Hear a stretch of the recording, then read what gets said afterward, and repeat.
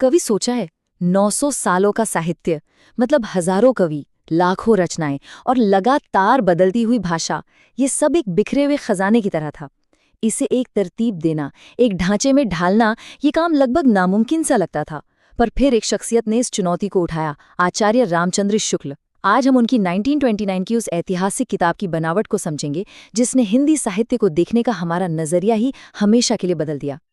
तो सबसे बड़ा सवाल यही था, आखिर 900 साल के फैले हुए साहित्य को कोई कैसे समेटे। 1929 से पहले की हालत कुछ यूं थी जैसे किसी ने एक बड़ी सी लाइब्रेरी की सारी किताबें निकालकर फर्श पर फेंक दी हों। कवियों और उनकी रचनाओं की लंबी लंबी लिस्ट तो मौजूद थी, पर उनमें कोई कनेक्शन नहीं था, कोई कहानी नहीं थी। और यहाँ देखिए, ये जो बदलाव आया ना, वो कितना बड़ा था। एक तरफ थीं कवियों की बेतरतीब सूचियां और दूसरी तरफ आया एक व्यवस्थित, एक वैज्ञानिक इतिहास। आचार्य शुक्ल ने सिर्फ कवियों के नाम नहीं गिनाए, उन्होंने एक नक्शा तैयार किया, एक ऐसा फ्रेमवर्क बनाया जिसने साहित्य को उसके अपने जमाने की धड़कनों से जोड़कर दिखाया। तो सवाल ये है कि उन्होंने ये कमाल किया कैसे? आखिर वो कौन सा तरीका था? यहीं पर आचार्य शुक्ल की असली प्रतिभा सामने आती है। उन्होंने सिर्फ तथ्य इकट्ठे नहीं किए, उन्होंने इतिहास को देखने का, उसे समझने का एक बिल्कुल नया नजरिया दिया। चलिए उनके इस तरीके के ब्लूप्रिंट में जरा और गहराई से उतरते हैं। इस पूरी कहानी की जो बुनियाद है वो है ये किताब, हिंदी साहित्य का इतिहास। और देखिए, मजे की बात यह है कि ये शुरू में एक अलग किताब के तौर पर लिखी नहीं गई थी। इसे तो नागरी प्रचारिणी सभा के एक बहुत बड़े शब्दकोश, हिंदी शब्द सागर की भूमिका, मतलब इंट्रोडक्शन के तौर पर लिखा गया था। लेकिन ये भूमिका इतनी जबरदस्त और इतनी बड़ी हो गई कि इसने जल्द ही एक मुकम्मल ग्रंथ की शक्ल ले ली, जिसमें करीब 1000 कवियों का जिक्र था। तो वो सीक्रेट क्या था जिससे शुक्ल जी ने इतिहास के ताले खोले? वो थी विधेयवादी पद्धति। अब ये नाम सुनने में थोड़ा मुश्किल लग सकता है, पर इसका आइडिया बहुत सीधा और गहरा है कि कोई भी साहित्य हवा में पैदा नहीं होता। किसी भी कविता या कहानी को सही मायने में समझने के लिए हमें उस दौर के समाज, राजनीति और माहौल को समझना ही होगा जिसमें वो लिखी गई थी। हाँ, ये बात भी सही है कि शुक्ल जी ने सब कुछ जीरो से शुरू नहीं किया। उनसे पहले शिव सिंह सेंगर और ग्रियर्सन जैसे लोगों ने कवियों का ब्यौरा इकट्ठा करने का बहुत जरूरी काम किया था। लेकिन वो ज्यादातर कवि वृत्त संग्रह थे, मतलब कवियों की जीवनियों का कलेक्शन। शुक्ल जी ने उन पुरानी ईंटों का इस्तेमाल तो किया, पर उनसे एक बिल्कुल नई और मजबूत इमारत खड़ी की, जिसका नक्शा पूरी तरह उनका अपना था। और उस इमारत का जो हिस्सा सबसे मजबूत और सबसे मशहूर हुआ, वो है हिंदी साहित्य के 900 सालों का 4 एकदम साफ साफ युगों में बंटवारा। सच कहूं तो ये वो बुनियाद है जिस पर आज भी हिंदी साहित्य के अध्ययन की पूरी इमारत टिकी हुई है। इस स्लाइड में जो हम देख रहे हैं वो बेहद खास है। ये किसी किताब से लिया गया प्रिंट नहीं है, ये उस वास्तुकार का पहला ब्लूप्रिंट है, उनका अपना ओरिजिनल रेखा चित्र। शुक्ल जी के हाथ से लिखा हुआ ये काल विभाजन उन बुनियादी विचारों की पहली झलक है जिन्होंने आगे चलकर पूरे विषय को एक नई दिशा दी। और ये है वो ग्रैंड डिजाइन, 4 कालखंड। पर यहाँ शुक्ल जी एक और बहुत ही दिलचस्प काम करते हैं, जिसे कहते हैं दोहरा नामकरण। मतलब हर युग के 2 नाम, एक सामान्य नाम जैसे आदिकाल और एक खास नाम जैसे वीरगाथा काल, जो उस दौर की सबसे बड़ी साहित्यिक पहचान, उसके कैरेक्टर को पकड़ता है। ये हमें सिर्फ कब नहीं बताता, बल्कि क्या और क्यों भी समझाता है। अब ये समझने के लिए कि उनका ये मेथड असल में काम कैसे करता था, चलिए जरा माइक्रोस्कोप लगाकर पहले युग यानी आदिकाल को देखते हैं। ये केस स्टडी की तरह होगा कि कैसे शुक्ल जी ने अपने सिद्धांतों को असलियत में लागू किया। शुक्ल जी ने आदिकाल की समय सीमा संवत 1050 से 1375 तक तय की, लेकिन वो सिर्फ तारीखें देकर नहीं रुके। उन्होंने इन आंकड़ों को इतिहास के जीते जागते किरदारों से जोड़ा, जैसा कि इस लाइन में दिखता है, महाराजा भोज के समय से लेकर हम्मीर देव के समय तक। इससे इतिहास एकदम जिंदा हो उठता है। तो आदिकाल के लिए उनका दिया हुआ खास नाम था वीरगाथा काल, और उनका तर्क बहुत सीधा था।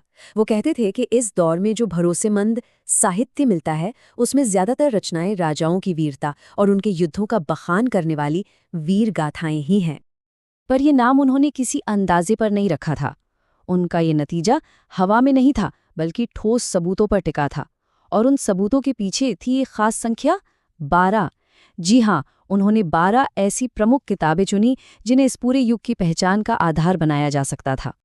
ये हैं वो 12 ग्रंथ। और देखिए, शुक्ल जी ने इन्हें भी 2 हिस्सों में बांटा।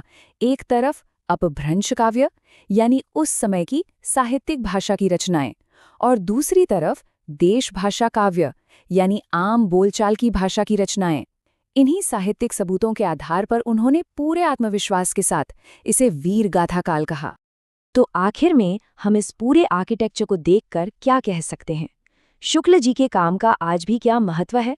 चलिए इस विश्लेषण को उनकी स्थायी विरासत पर एक नज़र के साथ पूरा करते हैं। देखिए, आचार्य शुक्ल ने सिर्फ एक इतिहास नहीं लिखा, उन्होंने बहस और बातचीत के लिए एक मैदान तैयार कर दिया। उन्होंने वो शुरुआती लकीरें खींच दी जिनके आधार पर बाद के सभी विद्वानों ने या तो कुछ नया बनाया या फिर उन लकीरों को चुनौती दी। हजारी प्रसाद द्विवेदी जैसे बड़े विद्वानों ने उनके कुछ नतीजों, खासकर वीरगाथा काल नाम पर सवाल उठाए, लेकिन मजे की बात यह है कि वो बहस भी शुक्ल जी के बनाए ढांचे के अंदर ही हुई। मतलब आप उनसे सहमत हो या असहमत, आप उन्हें नजरअंदाज कर ही नहीं सकते। और अंत में ये एक बहुत ही गहरी बात, वीरगाथा काल जैसा मजबूत और ठोस नाम देने के बाद भी शुक्ल जी खुद आदिकाल की मुश्किलों को समझते थे। उन्होंने इसे अनिर्दिष्ट लोक प्रवृत्ति का युग भी कहा। मतलब एक ऐसा दौर जिसमें कई और धाराएं भी थीं जो अभी पूरी तरह स्पष्ट नहीं थी। ये दिखाता है कि सबसे बड़ा वास्तुकार भी अपने डिजाइन में हमेशा सुधार और विकास की गुंजाइश देखता है। सोचिए, सदियों की बिखरी हुई रचनाएं एक विशाल सागर की तरह, और शुक्ल जी ने उसे एक वैज्ञानिक, एक सिस्टमैटिक ढांचे में कैसे बांध दिया। और सबसे बड़ी बात, क्यों उनका बनाया ये सिस्टम आज भी इतना रेलेवेंट है? चलिए इसी गुत्थी को सुलझाते हैं। ये जो एक लाइन है ना, यही आचार्य शुक्ल के पूरे काम का सार है, उसकी चाबी है। उन्होंने बस एक वाक्य में साहित्य और समाज का एक अटूट रिश्ता बना दिया। उनका कहना था कि लिटरेचर कोई हवा हवाई चीज नहीं है, ये तो समाज के बदलते हुए मन का आईना है। मतलब अगर किसी जमाने में लोग वीरता की बातें कर रहे हैं तो आपको साहित्य में वीर गाथाएं मिलेंगी, और अगर समाज में भक्ति की लहर चल रही है तो जाहिर है कविताएं भी ईश्वर को ही समर्पित होंगी। सीधा सा कनेक्शन। तो आज हम इन 5 पॉइंट्स पर बात करेंगे।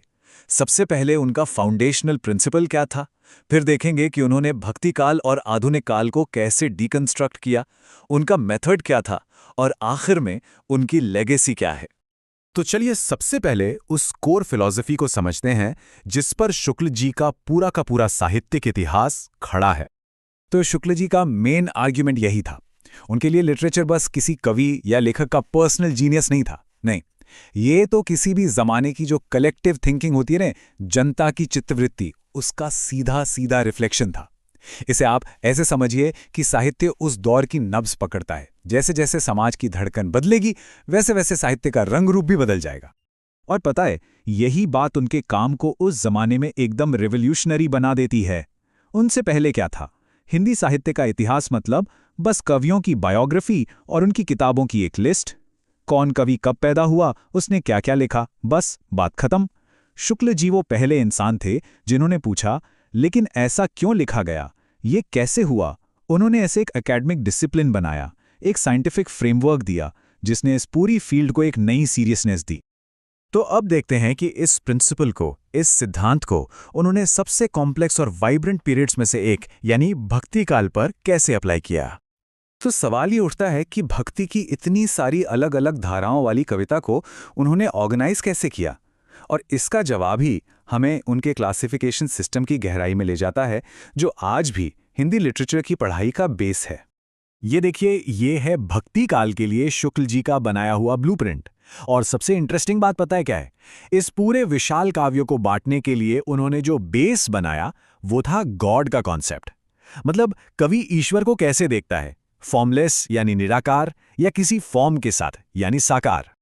हाँ, तो इस चार्ट को और डिटेल में समझने से पहले एक बार ये जान लेते हैं कि भक्ति काल आखिर था क्या।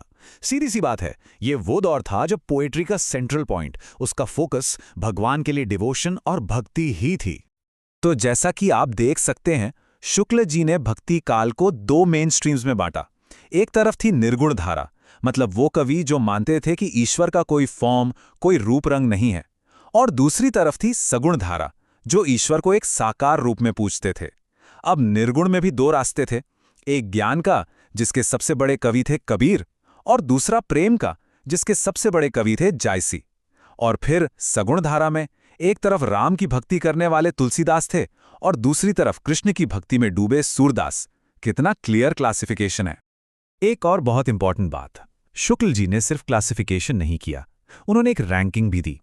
अपनी क्रिटिकल जजमेंट के हिसाब से उन्होंने गोस्वामी तुलसीदास को सबसे ऊंचा दर्जा दिया, नंबर 1 पे रखा। क्यों? क्योंकि उनका मानना था कि तुलसीदास ने लोक मंगल यानी समाज के भले की भावना को अपनी भक्ति से जैसा जोड़ा वैसा कोई और नहीं कर पाया।